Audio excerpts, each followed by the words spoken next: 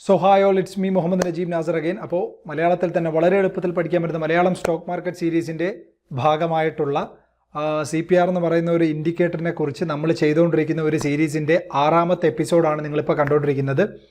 അപ്പോൾ CPR എന്ന് പറയുന്ന ഒരു ഇൻഡിക്കേറ്റർ എന്താണ്, ഫ്ലോർ പിവട്ട് എന്ന് പറയുന്ന ഒരു ഇൻഡിക്കേറ്റർ എന്താണ്, ഇത്തരത്തിലുള്ള കാര്യങ്ങളെ പറ്റി നിങ്ങൾക്കൊരു ഐഡിയ ഉണ്ടെങ്കിൽ നിങ്ങൾ ഈ ഒരു വീഡിയോ അത്ര കാര്യമായിട്ടിരുന്ന് കാണേണ്ട കാര്യമില്ല. കാര്യം നമ്മളൊരു സീരീസ് ചെയ്യുമ്പോൾ അതിൻ്റെ ലോജിക്ക് സൈഡെല്ലാം നമ്മൾ പറഞ്ഞു വന്നു, ഇതിൻ്റെ ഉള്ളടക്കം എന്താണെന്നുള്ള കാര്യങ്ങൾ നമ്മളിപ്പോൾ പറഞ്ഞു വന്നു. അപ്പോൾ ഒരുവിധപ്പെട്ടവർക്കെല്ലാം ഒരു ഐഡിയ ആയി.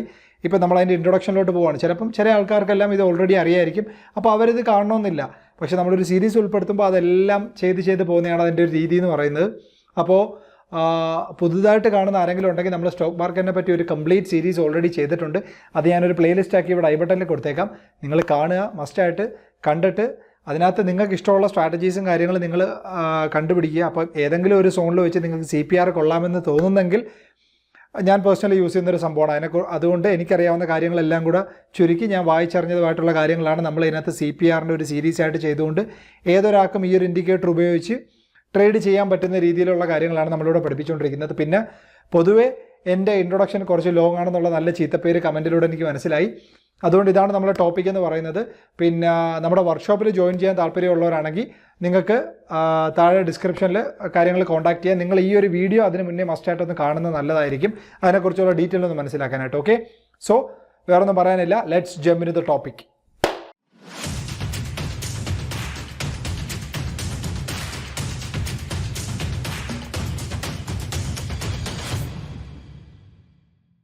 ഓക്കെ, അപ്പം ഹെഡ്ലൈൻ അല്ലെങ്കിൽ നമ്മുടെ തമ്മിൽ നിങ്ങൾ എല്ലാവരും കണ്ടാണ് ഇൻട്രൊഡക്ഷൻ ഓഫ് പിവട്ട് പോയിന്റ്സ് എന്ന് പറയുന്നത്. ഞാൻ എന്തുകൊണ്ടാണ് നിങ്ങളെ ഇത്രയും ഡീറ്റെയിൽ ആയിട്ട് പഠിപ്പിക്കുന്നത് എന്നുള്ളത്.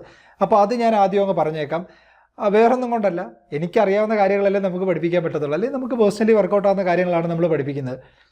അതുകൊണ്ട് നിങ്ങളിത് പഠിക്കണം, ഇത് സൂപ്പറാണെന്നല്ല ഞാൻ പറയുന്നത്. എനിക്കറിയാവുന്ന കാര്യങ്ങൾ ഞാൻ നിങ്ങളെ പഠിപ്പിക്കുന്നു. നിങ്ങൾക്ക് എവിടെയെങ്കിലുമൊക്കെ വെച്ച് ചാർട്ടിൽ ഞാൻ പറയുന്ന കാര്യങ്ങളുമായിട്ട് കണക്ട് ചെയ്യാൻ പറ്റുന്നു, വർക്കൗട്ട് ആവണമെന്ന് തോന്നുന്ന സ്ട്രാറ്റജിയാണ് നിങ്ങൾക്ക് തോന്നുന്നതെങ്കിൽ നിങ്ങളത് ഫോളോ ചെയ്യുക. അല്ലാതെ പക്ഷം എപ്പോഴും സ്വന്തമായിട്ട് നമ്മളൊരു സാധനം കണ്ടുപിടിച്ച് അല്ലെങ്കിൽ സ്വന്തമായിട്ടൊരു സെറ്റപ്പ് ക്രിയേറ്റ് ചെയ്യുന്നതാണ് എപ്പോഴും നല്ലത്. കാര്യം ഓരോരുത്തരും ഡിഫറൻ്റ് ആണ്, യുണീക്കാണ്.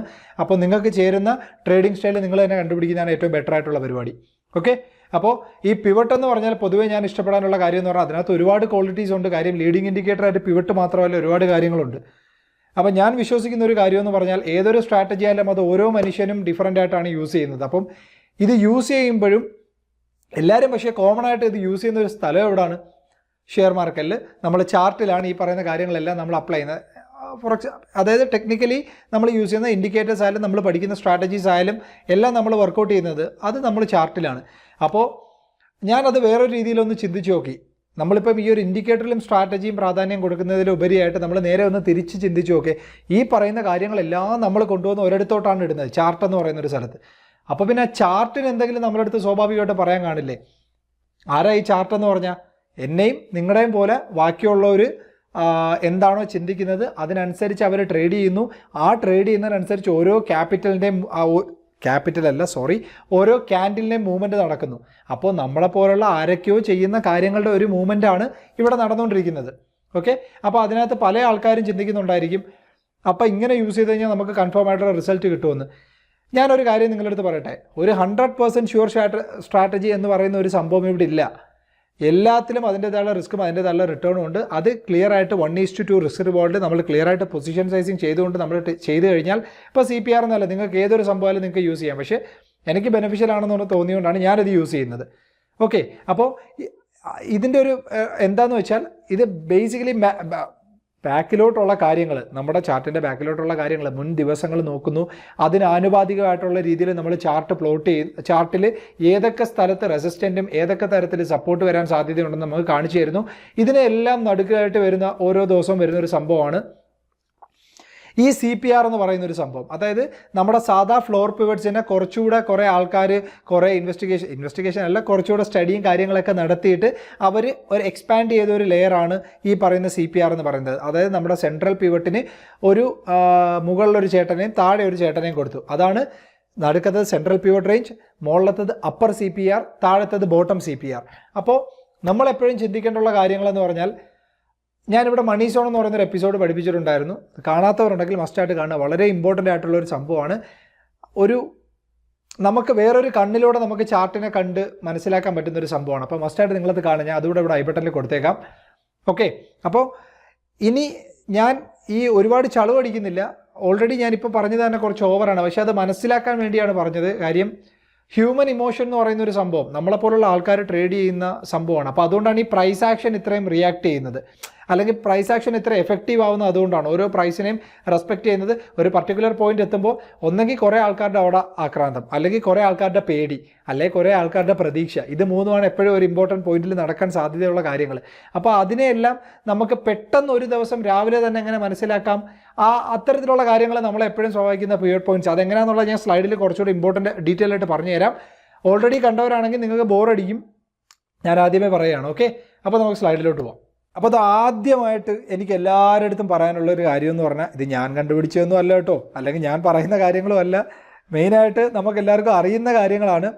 Traders psychology and human nature for that matter has remained the same for centuries due to fear, greed, hope, uncertainty. അതായത് ഈ ട്രേഡേഴ്സിൻ്റെ സൈക്കോളജി എന്ന് പറയുന്ന ഒരു സംഭവം, അല്ലെങ്കിൽ ഈ മനുഷ്യൻ്റെ ആ ഒരു രീതി, മനുഷ്യൻ്റെ ഒരു വികാരങ്ങളോ കാര്യങ്ങളോ, ഇതെല്ലാം ഇനി എത്ര വർഷം കഴിഞ്ഞാലും, ഓൾറെഡി ഇതുവരെ ജീവിച്ചിരുന്നവരായാലും ഇപ്പം ജീവിച്ചുകൊണ്ടിരിക്കുന്ന നമ്മളായാലും ഇനി ഭാവിയിൽ വരുന്ന തലമുറ ആയാലും, ട്രേഡിംഗ് എന്ന് പറയുന്ന ഒരു സെറ്റപ്പിലോട്ട് അവർ കടന്നു വന്നു കഴിഞ്ഞാൽ അവർക്ക് മെയിനായിട്ട് വരാൻ പോകുന്ന കുറച്ച് സംഭവങ്ങളാണ്. പേടി വരാം, ആക്രാന്തം വരാം, അതുപോലെ പ്രതീക്ഷകൾ വരാം, അല്ലെങ്കിൽ ഇനി എന്താ നടക്കും എന്നുള്ളൊരു ഒരു ഒരു ഒരു അൺസർട്ടൺ മൊമെൻ്റ് അവർ ഫീൽ ചെയ്യാം. കാര്യം എന്തുകൊണ്ടാണ് പേടി എന്തുകൊണ്ടാണ് വരുന്നത്? അയ്യോ ലോസ് ആവോ, അല്ലെങ്കിൽ വേറെ രീതിയിൽ പേടി എങ്ങനെ വരാം? ഫിയർ ഓഫ് മിസ്സിങ് ഔട്ട് എന്ന് പറയും. നമ്മൾ ഒരു ട്രേഡ് എടുക്കാനായിട്ടിരിക്കുമ്പോഴത്തേക്ക് അത് നഷ്ടപ്പെടുമോ എന്നുള്ള പേടി വരാം. ഗ്രീഡ് എന്ന് പറഞ്ഞാൽ പ്രത്യേകിച്ച് പറയണ്ടല്ലോ, ഷെയർ മാർക്കറ്റ് എന്ന് പറയുമ്പോൾ ഒരുവിധപ്പെട്ടവരെല്ലാം നല്ല രീതിയിൽ കാശിട്ട് മൂടാൻ പറ്റുന്ന രീതിയിൽ നമ്മുടെ ജീവിതശൈലി മാറ്റാമെന്നുള്ള പ്രതീക്ഷയിൽ ഭയങ്കരമായിട്ടുള്ള ആക്രാന്തം വരാം. പിന്നെ പ്രതീക്ഷകൾ, നമ്മളെടുക്കുന്ന ട്രേഡ് ഇപ്പോൾ ഓപ്പോസിറ്റ് ഡയറക്ഷനിലോട്ട് പോയാലും എന്തായാലും തിരിച്ച് കയറുമായിരിക്കും എന്നുള്ള പ്രതീക്ഷയൊന്നും ഷെയർ മാർക്കറ്റിൽ ഒരു പ്രതീക്ഷയും വെക്കരുത് സത്യം പറഞ്ഞാൽ. പിന്നെ അൺസർട്ടനിറ്റി, അത് പ്രത്യേകിച്ച് പറയണ്ടല്ലോ, ഈ സംഭവങ്ങളെല്ലാം കിടക്കുന്ന ഒരു സാധനമാണ്.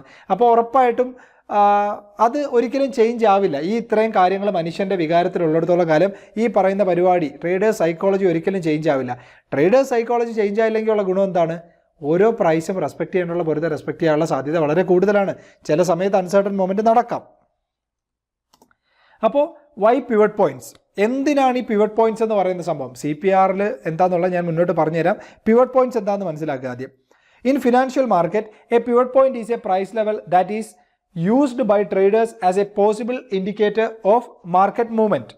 Okay, pivots are extremely powerful price based support and resistance. അതാണ് നമ്മൾ ശ്രദ്ധിക്കേണ്ടത്. Price based support and resistance levels that are calculated using a prior periods high, low and close. അപ്പോൾ ഇത്തരം കാര്യങ്ങൾ നമുക്ക് ആദ്യം ഒന്ന് സംസാരിക്കാം അല്ലേ. അതായത് ഫിനാൻഷ്യൽ മാർക്കറ്റിൽ പിവറ്റ് പോയിന്റ് എന്ന് പറയുന്ന ഈ ഒരു പ്രൈസ് ലെവൽ അല്ലെങ്കിൽ ഈ ഒരു ഇൻഡിക്കേറ്റർ എന്ന് പറഞ്ഞാൽ ട്രേഡേഴ്സിന് എപ്പോഴും മാർക്കറ്റിൻ്റെ ഒരു പോസിബിൾ ഡയറക്ഷൻ അല്ലെങ്കിൽ ഒരു എന്ത് നടക്കാൻ സാധ്യതയുണ്ടെന്ന് മുൻകൂട്ടി ട്രേഡേഴ്സിന് ഒരു എന്താ പറയുന്ന ഒരു ദൂതനെ പോലെ ഒന്ന് അറിയിക്കുന്ന ഒരു സംഭവമാണ് പിവറ്റ് പോയിന്റ് എന്ന് പറയുന്നത്. അത് എക്സ്ട്രീംലി പവർഫുൾ ആവുന്നത് എന്തുകൊണ്ടാണ്? അതിൻ്റെ കാൽക്കുലേഷൻ നോക്കുമ്പോൾ നിങ്ങൾക്ക് മനസ്സിലാവും. അതായത് ഇപ്പോൾ ഒരു ഡേ ട്രേഡിങ്ങിൽ നമ്മളൊരു ഡെയിലി പിവട്ടാണ് നമ്മൾ പ്ലോട്ട് ചെയ്യുന്നതെങ്കിൽ അതിൻ്റെ കാൽക്കുലേഷൻ എന്ന് പറഞ്ഞാൽ തൊട്ട് മുമ്പുള്ള ദിവസത്തെ ഹൈ, ലോ, ക്ലോസ് ഇതിനെ മൂന്നിനെയും ബേസ് ചെയ്താണ്. അപ്പം ഒരു ദിവസം വർക്കൗട്ട് ആവുന്നത് എങ്ങനെയായിരിക്കും? തൊട്ട് തലേ ദിവസം നടന്ന കാര്യങ്ങൾ എന്തൊക്കെയാണോ അതിനെയൊക്കെ ഡിപ്പെൻഡ് ചെയ്തായിരിക്കും എപ്പോഴും ഒരു പിറ്റേ ദിവസം ഓണാവുന്നത്. ഓക്കെ, ഇപ്പോൾ ഈ ആഴ്ചയിലെ കാര്യം നമുക്ക് പ്രെഡിക്റ്റ് ചെയ്യണമെങ്കിൽ നമ്മൾ തൊട്ട് മുമ്പത്തെ ആഴ്ചയിലെ പിവട്ട് നോക്കണം. ഈ മാസത്തെ കാര്യം നമുക്കറിയണമെങ്കിൽ നമ്മൾ തൊട്ട് മുമ്പത്തെ മാസത്തെ പിവട്ട് നോക്കണം. അപ്പോൾ അതിലൂടെ നമുക്ക് എന്താണെന്നുള്ളൊരു ഡയറക്ഷൻ നമുക്ക് കണ്ടുപിടിക്കാൻ പറ്റും. Okay, a pivot point is a technical analysis indicator ഒരു calculation which will be same over different time frames. ഏറ്റവും വലിയ മനോഹാരിത എന്ന് പറഞ്ഞാൽ ഇതാണ് പിവറ്റ് പോയിന്റിൻ്റെ. അതായത് ഒരു ദിവസം രാവിലെ നിങ്ങളിങ്ങനെ ട്രേഡ് ഓപ്പൺ ചെയ്യുകയാണ്. ട്രേഡ് ഓപ്പൺ ചെയ്യുമ്പോഴത്തേക്ക് ഒരു പിവറ്റ് പോയിന്റ് ലൈൻ എന്ന് പറയുന്നത്, ഫോർ എക്സാമ്പിൾ അതൊരു റെസിസ്റ്റൻ്റ് ഒരു സപ്പോർട്ട് ലൈനോ അല്ലെങ്കിൽ നമ്മുടെ സെൻട്രൽ പിവറ്റ് ലൈനോ ഒരു സ്ഥലത്ത് നിൽക്കുകയാണെങ്കിൽ, ഫോർ എക്സാമ്പിൾ നിഫ്റ്റി എന്ന് പറയുന്ന ഒരു സംഭവം ഇപ്പോൾ 17,000 നിൽക്കുകയാണ്. ആ സമയത്ത് മാർക്കറ്റ് ഓപ്പൺ ആയപ്പോൾ നിഫ്റ്റിയുടെ പിവറ്റ് പോയിന്റ് എന്ന് പറഞ്ഞാൽ 17,087 എന്ന് പറയുന്ന ഒരു ലെവലിൽ നിൽക്കുകയാണെന്ന് നിങ്ങൾ ചുമ്മാ ചിന്തിച്ചോ. അത് നിങ്ങളിനി 5 മിനിറ്റ് ആക്കിയാലും 15 മിനിറ്റ് ആക്കിയാലും അരമണിക്കൂറാക്കിയാലും 1 മണിക്കൂറാക്കിയാലും ആ പിവറ്റ് പോയിന്റ് അതേ പോയിന്റിനെ തന്നെ റെസ്പെക്ട് ചെയ്തുകൊണ്ടിരിക്കും. And pivots are stagnant from the first minute to last minute in each trading day. അതെങ്ങനെയാണെന്നുള്ളത് ആ ചാർട്ടിൽ ഞാൻ നിങ്ങൾക്കിപ്പോൾ കാണിച്ചു തരാം. അതിന് മുന്നേ പിവറ്റ് പോയിന്റിൻ്റെ ഫോർമുലയാണിത്. അപ്പോൾ ഫോർമുല കാണുമ്പോൾ സ്വാഭാവികമായിട്ടും എല്ലാവരും ചിന്തിക്കും, പിവറ്റ് പോയിന്റ് റിസ്ക് ആടേ ഇത് നടക്കത്തില്ല എന്ന്. ഒരിക്കൽ ഞാൻ എപ്പോഴും പറയുന്നൊരു കാര്യമുണ്ട്, ആവശ്യമുള്ള കാര്യങ്ങൾ മാത്രം പഠിച്ചാൽ മതി. ആവശ്യമില്ല അല്ലെങ്കിൽ നമുക്ക് എവിടെയെങ്കിലും വെച്ച് പ്രയോജനപ്പെടുത്താം എന്ന് വിചാരിക്കുന്ന കാര്യങ്ങൾ മനസ്സിലാക്കിയാൽ മതി. ഒരിക്കലും പഠിക്കരുത്. ട്രേഡിങ്ങിൽ ഒരു കാര്യവും പഠിക്കരുത്. ഒരു കാര്യം നമ്മൾ പഠിക്കുന്നത് എങ്ങനെയാണ്, നമുക്ക് എപ്പോഴും അത് എവിടെയെങ്കിലുമൊക്കെ വെച്ച് ഉപയോഗപ്പെടുത്താൻ പറ്റുമെന്നുള്ളൊരു വിശ്വാസം. പക്ഷേ ട്രേഡിങ്ങിനെ സംബന്ധിച്ചിടത്തോളം ഇന്നത്തെ ദിവസം അല്ല നാളത്തെ ദിവസം, ഇന്നത്തെ ദിവസവും നാളത്തെ ദിവസവും തമ്മിൽ കണക്ഷൻ മാത്രമേ ഉള്ളൂ. അല്ലാതെ ഒരിക്കലും ഇന്നത്തെ ദിവസം അല്ല നാളത്തെ ദിവസം. അപ്പോൾ ഈ ഒരു കാൽക്കുലേഷൻ ജസ്റ്റ് ഒന്ന് മനസ്സിലാക്കി വെച്ചിട്ട് നമ്മൾ എന്താണോ മണി സോണിൽ പഠിച്ചത് ആ ലോജിക്ക് വെച്ച് നിങ്ങൾ ചിന്തിച്ച് നോക്കിയാൽ മതി. ഈ പറഞ്ഞ കാര്യം ചിന്തിച്ചില്ലേലും കുഴപ്പമില്ല. കാര്യം നമ്മൾ നമ്മുടെ ബ്രോക്കറിൻ്റെ പ്ലാറ്റ്ഫോമിൽ പോകുന്നു, അല്ലെങ്കിൽ നമ്മൾ ഏത് ചാർട്ടിംഗ് സോഫ്റ്റ്വെയർ ആണ് യൂസ് ചെയ്യുന്നത് അതിനകത്ത് പോയിട്ട് CPR എന്ന് അടിച്ചു കൊടുത്താൽ ഓട്ടോമാറ്റിക് ഇതെല്ലാം വന്നോളൂ. അപ്പോൾ നമുക്കിതൊന്നും അറിയേണ്ട ഒരു കാര്യമില്ല. ഈ കാൽക്കുലേഷനൊക്കെ തൊട്ട് തലേ ദിവസത്തെ നടത്തുന്നതാണ് ഡെയിലി പിവറ്റ്, അതായത് പിവറ്റ് പോയിന്റ് പ്ലോട്ട് ആവുന്നത്. അതേ കാര്യം തൊട്ട് മുമ്പത്തെ ആഴ്ചയിലെ കാൽക്കുലേഷനിൽ നടത്തുമ്പോൾ വീക്കിലി പിവറ്റ് കിട്ടും. അതേ കാര്യം തൊട്ട് മുമ്പത്തെ മന്ത്ലി പിവറ്റിൽ നടത്തുമ്പോൾ ഈ മന്ത്ലിയിൽ ഓരോ കാര്യങ്ങൾ കിട്ടും. അതേ കാര്യം തൊട്ട് മുമ്പത്തെ വർഷത്തെ കാൽക്കുലേഷനിൽ നടത്തുമ്പോൾ ഈ പറയുന്ന കാര്യങ്ങളൊക്കെ കിട്ടും. പക്ഷേ ഇതൊന്നും നമ്മൾ ചെയ്യേണ്ട, ഓട്ടോമാറ്റിക് ചാർട്ടിൽ വന്നോളും. ആവശ്യമില്ലാത്ത കാര്യങ്ങൾ പഠിക്കേണ്ട, മനസ്സിലാക്കിയാൽ മതി. ഓക്കെ, അപ്പോൾ ഇനി അങ്ങനെ നമ്മളിപ്പം ഒരു പിവറ്റ് പോയിന്റ് നമ്മൾ പ്ലോട്ട് ചെയ്യുമ്പോൾ നമ്മുടെ ചാർട്ടിൽ ഇതാ കാണുന്നത് ഇങ്ങനെ ആയിരിക്കും. ഞാൻ ഈ ഒരു വയലറ്റ് കളറിൽ കൊടുത്തേക്കുന്നതാണ് സെൻട്രൽ പിവറ്റ് റേഞ്ച്. അതിൻ്റെ മുകളിൽ റെസിസ്റ്റർ ലൈൻസും അതിൻ്റെ താഴെ സപ്പോർട്ട് ലൈൻസുമാണ്. അപ്പോൾ ഇങ്ങനെ കുറേ വരകളായിരിക്കും എപ്പോഴും നമുക്ക് പിവറ്റിൽ കിട്ടുന്നത്. അപ്പോൾ ഇത് ഈ പിവറ്റിൻ്റെ ഒരു പ്രത്യേകത എന്താണെന്ന് മനസ്സിലാക്കണമെങ്കിൽ, അതായത് ഒരു ദിവസം രാവിലെ തുടങ്ങുമ്പോൾ തന്നെ അത് മനസ്സിലാക്കാനാണ് ഇപ്പം ഞാൻ നിങ്ങൾക്ക് ഈ കാണിച്ചു തരുന്നത്. ഓക്കെ, ഇത് നിങ്ങൾ നോക്കിക്കോളുക. ഒരു ദിവസം രാവിലെ തുടങ്ങിയപ്പോൾ തന്നെ മാർക്കറ്റിൻ്റെ മൂവ്മെൻറ്റ് നടന്നുകൊണ്ടിരിക്കുകയാണ്. ഇങ്ങനെ മാർക്കറ്റിൻ്റെ മൂവ്മെൻറ്റ് നടക്കുമ്പോൾ അന്നത്തെ ദിവസം നിങ്ങൾ ബാക്കിയുള്ള ഇൻഡിക്കേറ്റേഴ്സ് നോക്കി. ഞാൻ ഇത് മൂന്നും മോശമാണെന്നല്ല പറയുന്നത്, ഒരു എക്സാമ്പിൾ പറഞ്ഞു തരാം. ഫോർ എക്സാമ്പിൾ, ഈ പോകുന്നതാണ് മൂവിങ് ആവറേജ്, ഈ പോകുന്നതാണ് MACD, ഈ പോകുന്നതാണ് RSI. ഇതെല്ലാം ഓരോ ഇൻഡിക്കേറ്റേഴ്സാണ്. പക്ഷേ ഓരോ ക്യാൻഡിലും എന്ത് മൂവ്മെൻറ്റ് നടക്കുന്നു അതിനനുസരിച്ച് ആ ദിവസമാണ് ഇതിലെല്ലാം മൂവ്മെൻറ്റ് നടക്കുന്നത്. ഇപ്പം ഇവിടെ ഇങ്ങനെ ഒരു ക്യാൻഡിൽ ഉണ്ടാകുമ്പോൾ അതിനനുസരിച്ച് മൂവിങ് ആവറേജ് ഇങ്ങോട്ട് ചേഞ്ച് ആവും. അതിനനുസരിച്ച് ഇവിടെ MACDയിൽ എന്തെങ്കിലും മൂവ്മെൻറ്റ് നടക്കും. സെല്ലിംഗ് സൈനൊക്കെ അവിടെ നിന്ന് തന്നെ കിട്ടിക്കഴിഞ്ഞു MACDയിൽ.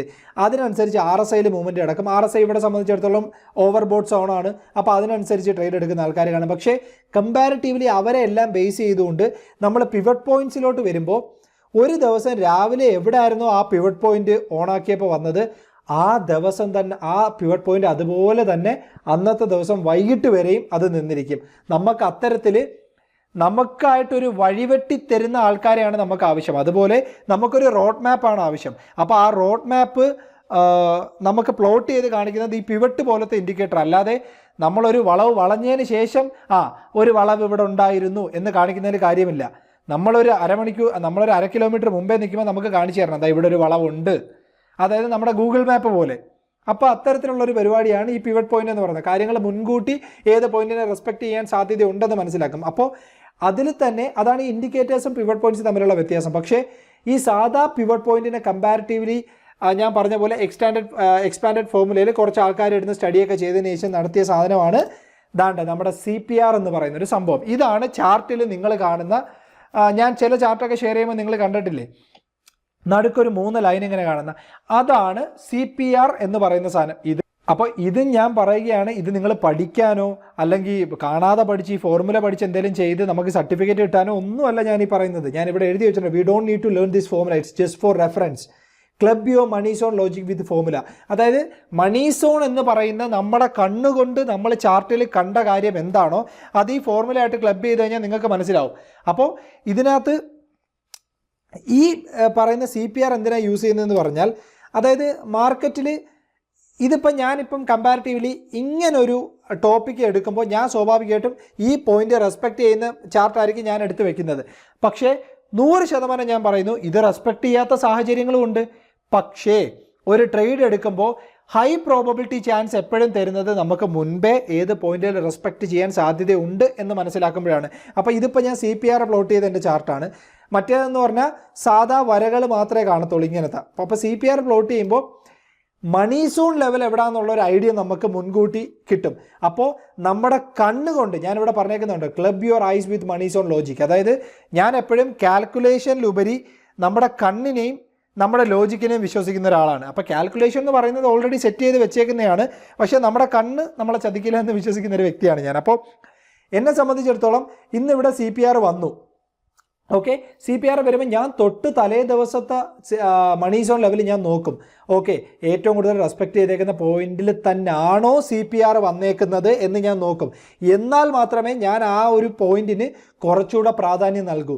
അപ്പോൾ എന്നെ സംബന്ധിച്ചിടത്തോളം ഈ ദിവസം മാർക്കറ്റ് നമ്മുടെ ഇപ്പോൾ കോഴ്സിൽ ഇതിനെ സംബന്ധിച്ചിടത്തോളമാണ്, നമ്മളിപ്പോൾ വർക്ക്ഷോപ്പിൽ പഠിപ്പിക്കുന്നതിനെ സംബന്ധിച്ചിടത്തോളം ആണെങ്കിൽ ഈ ഒരു ഒറ്റ ഇൻഡിക്കേറ്ററിൽ തന്നെ നമുക്കിപ്പോൾ ഉച്ചയ്ക്ക് മുമ്പ് തന്നെ 2 രീതിയിൽ നമുക്ക് എൻട്രി ഉണ്ട്, എക്സിറ്റും ഉണ്ട്. അതിനകത്ത് ഒരെണ്ണം വളരെ സിമ്പിളായിട്ട് നിങ്ങൾക്ക് മനസ്സിലാക്കാൻ പറ്റും. ഇവിടെ ഏറ്റവും കൂടുതൽ പ്രൈസ് റെസ്പെക്ട് ചെയ്തേക്കുന്ന സ്ഥലമാണ് താണ്ട് ഈ കാണുന്നത്. അപ്പോൾ അതേ സ്ഥലത്ത് തന്നെയാണ് തൊട്ട് പിറ്റേ ദിവസം മണി സോൺ വന്നേക്കുന്നത്. അപ്പോൾ അവിടെ വന്ന് പ്രൈസ് റെസ്പെക്ട് ചെയ്തു, കൺസോൾട്ടേഷൻ തുടങ്ങി. അതിനുശേഷം ഒരു ക്യാൻഡിൽ CPRൻ്റെ താഴെ ക്ലോസ് ആയി കിട്ടിയപ്പോൾ എനിക്ക് മനസ്സിലായി, ഓക്കെ അവിടുന്ന് എന്താണ് ഇപ്പം അപ്പോൾ എന്താണ് ചിന്തിക്കേണ്ടുള്ള കാര്യം നിങ്ങളൊന്ന് ചിന്തിച്ചു നോക്കേ. ഇന്നലെ ഏറ്റവും കൂടുതൽ റെസ്പെക്ട് ചെയ്തൊരു പോയിന്റിലെത്തി, അവിടെ എത്തിയതിന് ശേഷം ബയേഴ്സും സെല്ലേഴ്സും ആലോചിക്കുകയാണ് എന്താ തീരുമാനിക്കണം, ആര് ജയിക്കും എന്നുള്ള കാര്യം. അപ്പം അവർ അതെല്ലാം ആലോചിച്ചപ്പോഴത്തേക്ക് ഓക്കെ കമ്പാരിറ്റീവ്ലി ഇപ്പം ഏറ്റവും കൂടുതൽ സെല്ലേഴ്സ് തന്നെയാണ് അവിടെ വിജയിക്കാൻ സാധ്യതയുള്ളത് നമുക്ക് മനസ്സിലായി. ഇത് ഞാൻ സിംപ്ലസ്റ്റ് ഫോമിൽ നിങ്ങൾക്ക് പറയുകയാണ്. അപ്പോൾ അങ്ങനെ ഒരു പർട്ടിക്കുലർ പോയിന്റിൽ അല്ലെങ്കിൽ ഒരു പോയിന്റ് ഓഫ് കൺട്രോൾ ഏരിയയൊക്കെ നമുക്ക് മുൻകൂട്ടി മനസ്സിലാക്കി അതിൽ നിന്നൊരു റിവേഴ്സൽ ട്രേഡ് നമുക്ക് എടുക്കാൻ സഹായിക്കുന്നതും ഇവിടെയും ഇത് എപ്പോഴും ഇങ്ങനെ വർക്കാവണമെന്നില്ല. അതിനാണ് ഞാൻ പറയുന്നത്. ഞാൻ പറയുന്ന കാര്യങ്ങളെല്ലാം ശരിയെന്നല്ല ഞാൻ പറയുന്നത്. ഞാനാണെങ്കിൽ ഒരിക്കലും ഈ ഞാനിപ്പോൾ ഇങ്ങനൊരു ക്ലോസിങ് കിട്ടുമ്പോൾ നമ്മൾ ട്രേഡ് എടുക്കും. പക്ഷേ അപ്പോഴും ക്ലിയർ ആയിട്ടുള്ള സ്റ്റോപ്പ് ലോസ് ഇതിന് മുകളിൽ ഞാൻ വെച്ചിരിക്കും. കാര്യം ഇത് ട്രേഡിംഗ് ആണ്. ഹൈ പ്രോബബിലിറ്റി ട്രേഡ് കണ്ടെത്താൻ മാത്രമേ നമ്മളെ കൊണ്ട് പറ്റത്തുള്ളൂ. അത് 100% ശരിയാക്കണമെങ്കിൽ ഞാൻ ദൈവമായിരിക്കണം. അപ്പോൾ എപ്പോഴും ഞാൻ പറഞ്ഞില്ലേ, ആരെയും വിശ്വസിക്കേണ്ട, നമ്മളെ കണ്ണുകളെ വിശ്വസിക്കുക, നമ്മൾ സ്വന്തമായിട്ടൊരു സെറ്റപ്പ് ബിൽഡ് ചെയ്യുക. അപ്പോൾ അതിലൂടെ നിങ്ങൾക്ക് സക്സസ്സിൽ എത്താൻ പറ്റും വൺ ഡേ. അല്ലാതെ ആരും പറയുന്ന പോലെ ഒരാളുടെ സ്ട്രാറ്റജി പഠിച്ചെന്നും പറഞ്ഞ് നമുക്ക് ഒരിക്കലും രക്ഷപ്പെടാൻ പറ്റില്ല. ഓക്കെ, അപ്പോൾ എനിക്കറിയാം വളരെ ബേസിക് ആയിട്ടുള്ള കാര്യങ്ങളാണ് ഞാനിവിടെ പറഞ്ഞത്. അപ്പം ആദ്യമായിട്ട് കാണുന്ന ആൾക്കാരുണ്ടെങ്കിൽ അല്ലെങ്കിൽ CPR ഞാൻ പല കമൻറ്റിൽ വായിച്ചു എന്താണ് CPR എന്നുള്ളത് ചോദിച്ചേക്കുന്ന കമൻറ്റുകളും ഉണ്ട്. അവർക്കെല്ലാം ഞാൻ റിപ്ലൈ ചെയ്തിട്ടുണ്ട്. നിങ്ങൾ എന്നാണെങ്കിൽ പ്ലേലിസ്റ്റിൽ പോയി നോക്കുക എന്നുള്ളത്. അപ്പോൾ ഇതാണ് നമ്മുടെ CPRൻ്റെ ഒരു ഇൻട്രൊഡക്ഷൻ എന്ന് പറയുന്നത്. എന്തുകൊണ്ടാണ് CPR ഞാൻ ഇത്ര പൊക്കിക്കൊണ്ടുവരുന്നത്, അല്ലെങ്കിൽ നിങ്ങളെല്ലാവരും പഠിച്ചിരിക്കണം, അറിഞ്ഞിരിക്കണം, മനസ്സിലാക്കിയിരിക്കണം എന്ന് ഞാൻ എപ്പോഴും നിങ്ങളുടെ അടുത്ത് പറയുന്നതിൻ്റെ റീസൺ എനിക്ക് പറയാനുള്ള കാര്യങ്ങൾ ഇതൊക്കെയാണ്. പിന്നെ മുന്നോട്ട് വരുമ്പോൾ ഇതിൻ്റെ പല പല രീതികളും കാര്യങ്ങളും എല്ലാം ഞാൻ മനസ്സിലാക്കാം. ഞാനിപ്പോൾ എനിക്കൊരു സ്വിംഗ് ട്രേഡ് ചെയ്യണമെന്ന് വെച്ചോ, ഞാൻ അപ്പോഴും CPR ആണ് യൂസ് ചെയ്യുന്നത്. എനിക്കിപ്പോൾ ഒരു ഇക്വിറ്റിയിൽ ഇൻട്രാഡേ ചെയ്യണമെന്നുണ്ടെങ്കിൽ അപ്പോഴും ഞാൻ CPR ആണ് യൂസ് ചെയ്യുന്നത്. ഞാൻ ഓപ്ഷൻസിൽ ട്രേഡ് ചെയ്യുമ്പോൾ അപ്പോഴും ഞാൻ CPR ആണ് യൂസ് ചെയ്യുന്നത്. എനിക്കിപ്പോൾ ഒരു വീക്കിലി എക്സ്പയറിയിൽ എനിക്കൊരു ഓപ്ഷൻ സെല്ലിങ് നടത്തണമെങ്കിൽ അപ്പോഴും CPRൻ്റെ കുറേ ഐഡിയ കാര്യങ്ങൾ വെച്ചിട്ടാണ് ഞാൻ ചെയ്യുന്നത്. അപ്പം ഏതൊരു രീതിയിലുള്ള ട്രേഡർക്കും ഇതിൽ വെച്ച് കുറേ ഉപയോഗങ്ങളുണ്ട്. അതെന്തുകൊണ്ടാണെന്ന് വെച്ചാൽ CPR എന്ന് പറയുന്ന ഒരു ഇൻഡിക്കേറ്ററിൻ്റെ ഉപയോഗമല്ല, ആ CPR എന്ന് പറയുന്ന ഇൻഡിക്കേറ്ററിൻ്റെ പിന്നിലെ ലോജിക്കിലാണ് കാര്യം. ഓക്കെ, ഇന്ന കാര്യങ്ങളൊക്കെയാണ് ആ ഒരു ഇൻഡിക്കേറ്ററിൽ ഉൾക്കൊണ്ടേക്കുന്നത്. അതുകൊണ്ടാണ് ഇത് ഇത്രയും പവർഫുൾ ആണെന്ന് ഞാൻ പറയുന്നത്. ഓക്കെ, അപ്പോൾ ഇതിനെക്കുറിച്ചൊരു ഇൻട്രൊഡക്ഷൻ എല്ലാവർക്കും കിട്ടിയെന്ന് ഞാൻ വിചാരിക്കുന്നു. അപ്പോൾ വീഡിയോ ഇഷ്ടപ്പെട്ടിട്ടുണ്ടെങ്കിൽ എല്ലാവരും ലൈക്ക് ചെയ്യുക. ഒരുവിധം ഒരു ഇൻട്രൊഡക്ഷൻ ഒന്ന് മനസ്സിലായി തുടങ്ങി എന്ന് തോന്നുന്നുണ്ടെങ്കിൽ എല്ലാവരും ഷെയർ ചെയ്യുക. സബ്സ്ക്രൈബ് ചെയ്യാത്ത ആൾക്കാരുണ്ടെങ്കിൽ സബ്സ്ക്രൈബ് ചെയ്യുക. എന്ത് തരത്തിലുള്ള സംശയം ഉണ്ടെങ്കിലും നിങ്ങൾ കമൻറ്റ് ചെയ്യുക. ഓക്കെ, അപ്പോൾ വീഡിയോ കണ്ട എല്ലാവർക്കും നന്ദി, നമസ്കാരം. Thank you all of U.